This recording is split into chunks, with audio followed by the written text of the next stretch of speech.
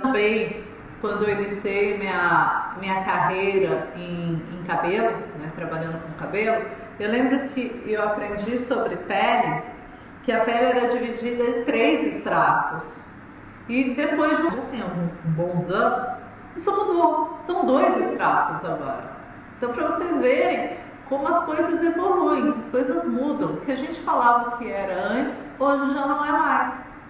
Por isso dessa importância de estar sempre se atualizando nesse meio. A pele, ela é o maior órgão. Ela está ali para proteger todos os órgãos que estão abaixo dela. Ela também ajuda a regular a temperatura. Ela faz parte da barreira impermeável.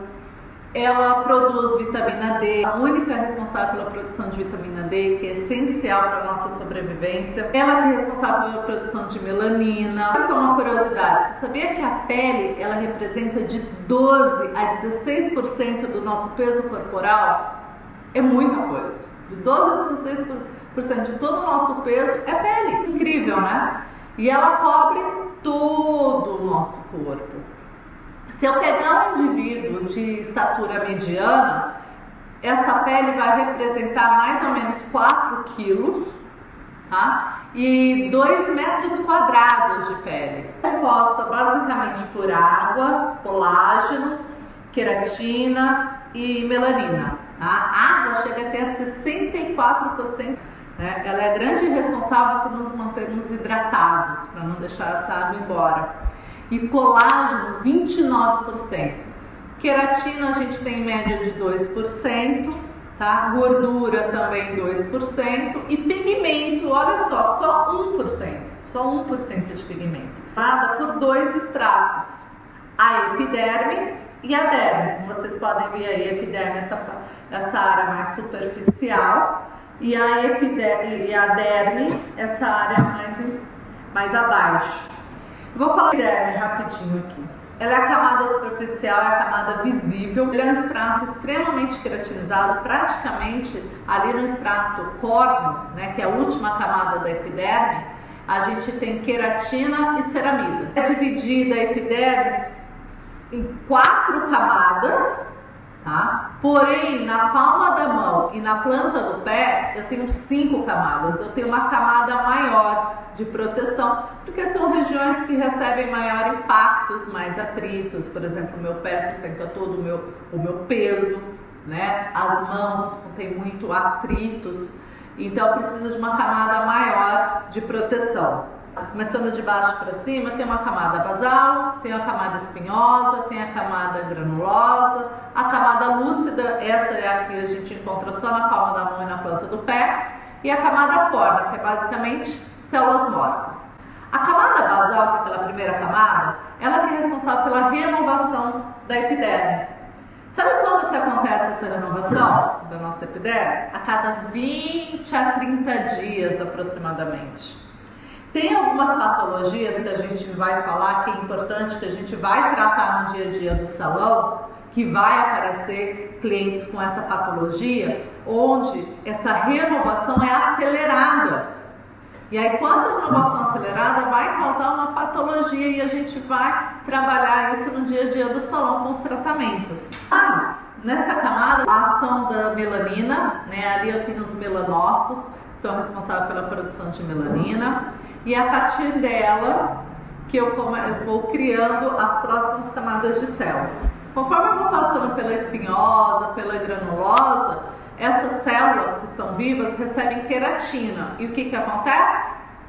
A matança da célula. A célula começa a morrer e ficar plana, achatada. Por isso que a gente fala que é basicamente células mortas, o tecido de córneo, né, que é a última camada. Porque é repleto de queratina. Quando a gente fala em queratina, a gente está falando em células mortas. Analisar essa parte da epiderme, podem ver, por exemplo, aqui embaixo, tá vendo? Essa primeira camada de célula bem abaixo, que tem um núcleo bem grande. Isso, essa mesmo. Essa é a camada basal. Olha só, a gente tem no máximo de 1 a 2 camadinhas dessa. Estão vendo que legal? E ela é responsável por toda a atividade mitótica da epiderme. É a partir daqui que eu tenho a produção de queratina, é a partir daqui que eu tenho a produção de melanina, né? Ela que faz a renovação, então ela é extremamente importante. E a partir dela tem depois a camada espinhosa, que é essa grandona. Tá vendo que a célula está ficando um pouquinho achatada? Porque ela está recebendo queratina. Por isso que ela começa a achatar. Aí eu tenho a granulosa, que já está bem mais achatada. Ela chama granulosa porque a gente encontra só grânulos desse núcleo. Está morrendo essas células. Aí a camada lúcida, aquela que eu encontro só na palma da mão e na planta do pé. E a camada cora, que, olha só, as células estão mortas, elas ficam todas planas, né, achatadas. Ali eu tenho basicamente queratina e ceramidas, que são os lipídios, que fazem a coesão entre as células, para impedir com que a gente perca água no nosso organismo, no nosso corpo, que nos mantenha hidratado. Essa é a epiderme, que é responsável por essa barreira impermeável da pele. A derme ela é mais profunda, né? E realmente, quando eu tenho um problema de descamação, de aspereza, eu tenho um problema na epiderme. Agora, vamos falar, por exemplo, de uma ruguinha, uma estria, já é na derme, né? Já é um pouquinho mais difícil de tratar e tudo mais, porque é a parte mais profunda dessa pele.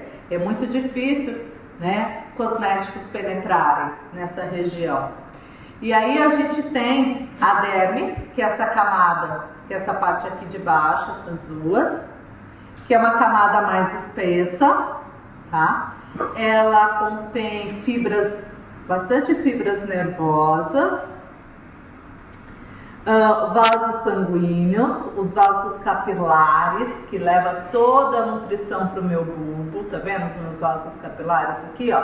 Vai levar toda a nutrição para o meu bulbo para constituir aquele fio de cabelo bem bonito, bem forte, tá, lindo? A gente tem o nosso folículo piloso, as glândulas sudoríparas, as responsáveis pelo suor, as glândulas sebáceas, que está aqui ligado ao meu folículo piloso, responsável pela secreção do sebo. E a derme, ela é responsável pela sustentação, pela elasticidade da minha pele. Ela também é responsável pelo preenchimento e ela é rica em colágeno. Dividida em dois estratos somente. Embaixo a gente chama de camada reticular e em cima camada papilar superior. Eu tenho que estudar um pouco sobre pele.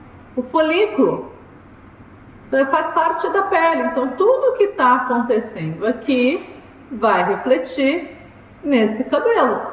Entendeu? Conforme ele vai passando pela derme, pelas camadas da epiderme, ele vai passando pelos processos que vão constituir a sua composição final. Olha só, uma pele de uma mais jovem e uma pele, né, não tão jovem assim.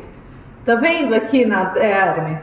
Olha só, ela é rica em ácido hialurônico, elastina e colágeno. E aí ela dá sustentação para essa pele.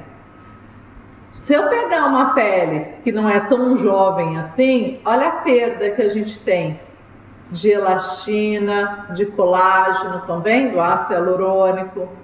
E aí o que acontece? Ela não consegue dar sustentação e vai criando esses vincos, que infelizmente a gente conhece por ruguinhas. Olha a diferença da pele jovem, toda a sua composição, para uma pele mais envelhecida. Lembra da hipoderme, essa região aqui?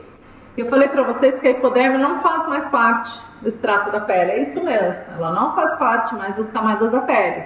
Ela está abaixo da pele. Ela é um tecido subcutâneo. Ela é composta basicamente por um tecido conjuntivo frouxo. Ela é um tecido adiposo, ela tem veias, contém artérias e muitas células de gordura. E queratinização? Formação dessa queratina e o porquê dessa queratina. Queratinização é conhecida também como cornificação. O nome é esse. É meio estranho esse nome, mas é isso mesmo, cornificação.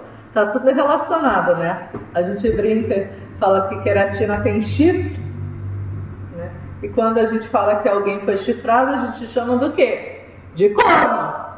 Então há tudo a ver, cornificação e queratinização. É o processo pelo qual essas células vivas são convertidas em material córneo, ou seja, a queratinização ela está totalmente associada na morte das células pela perda das organelas.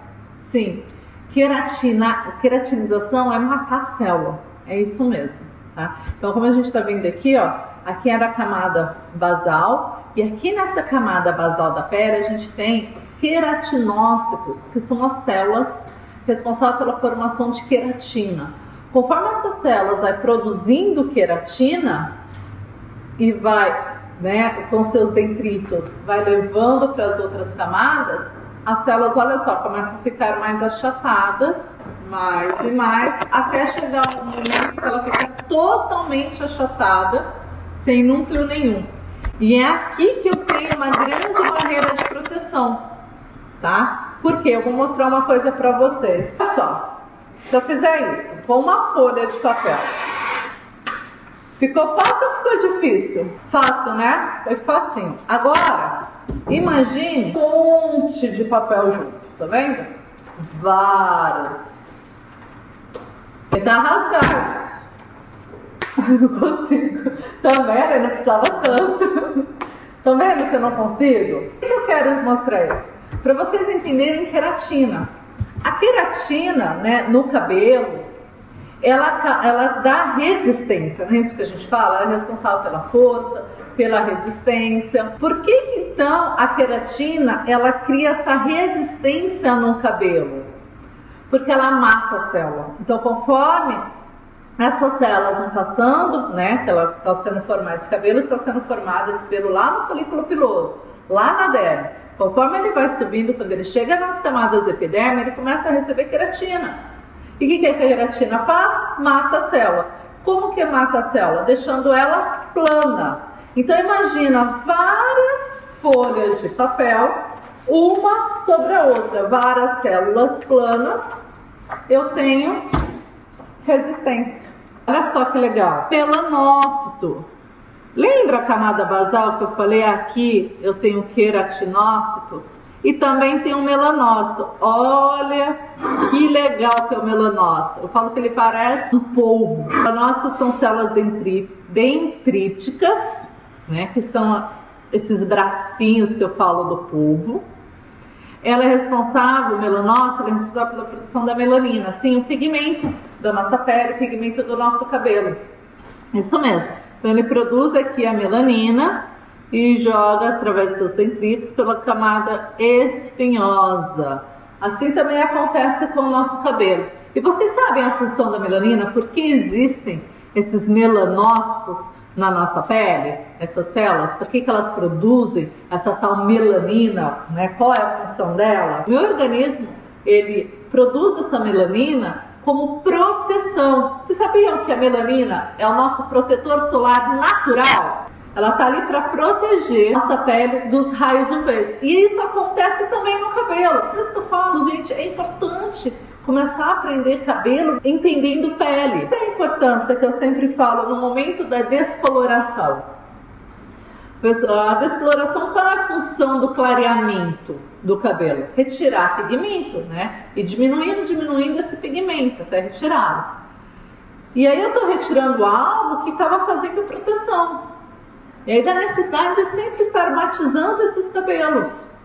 Sempre. Porque eu preciso repor essa proteção. Isso é necessário. Não adianta você sair colorindo o cabelo, fazendo mechas, então, se você não entende da sua principal matéria-prima, que é cabelo. É muito importante ter todo o embasamento de cabelo para você saber dos procedimentos, do que você deve seguir, do que você deve executar, em que momento, tudo. Isso é fundamental. Eu retiro, eu tenho que repor de alguma forma. E aí a gente vai usar a indústria cosmética a nosso favor. Toda a ciência cosmética a nosso favor. Vamos usar pigmentos artificiais para ocupar o lugar desse pigmento natural e fazer essa proteção. Muito mais para a gente estudar. Tá? Aqui no meu curso Hair Specialist, que é o curso de tricologia, a gente entra a fundo em cada parte. Eu estou aqui fazendo um geral. tá? Mas um geral muito importante para vocês. Tem umas células aqui que eu separei que eu acho legal a gente falar, que são as células de Langerhans. Essas são as células de Langerhans. Elas ficam aqui na camada espinhosa da pele. Essas células, eu falo que é as células de alerta do nosso organismo, tá? Ela funciona no mecanismo de defesa imunológico da pele. Ela é responsável por transportar todos os antígenos para os linfócitos. Você sabe o que são os linfócitos? São as células do nosso sistema imune. Então, se alguma coisa de errado está acontecendo com essa pele, automaticamente essas células de Langerhans vão mandar um alerta para o meu sistema imune para fazer essa proteção. Vocês sabiam que a gente só tem 4% de células de Langerhans na nossa pele? Só 4%. E ela é extremamente importante. Agora eu vou te contar outra coisa. Ela diminui com a exposição solar. Isso mesmo. Então, aí que está relacionada a questão que a gente fala do câncer de pele, tá? Em relação ao câncer de pele e exposição solar. Por isso, protetor solar todos os dias. Acordou? Protetor solar. Vamos falar de uma parte legal, que é o colágeno e elastina? A diferença entre eles, basicamente. A elastina, ela é responsável pela elasticidade, né? Elastina, elasticidade, tudo a ver. Sabe quando a pele é esticada? Então, a pele é esticada e aí ela volta. Essa habilidade de retornar ao seu estado normal, a elastina que é responsável por isso. Ela que faz isso. Já o colágeno, ele tem a ver com a força e extensibilidade, ou seja, é ele que está relacionado a esticar essa estrutura. Então, o colágeno é responsável por esticar e a elastina pela volta dessa estrutura. E o colágeno, ele é formado basicamente por 19 aminoácidos, tá? E ele tem uma renovação muito, muito lenta. O colágeno, ele tem essa forma tridimensional, ele parece um cigarro, ele é comprido e redondinho. O pelo, qual é a função do pelo, do cabelo, basicamente?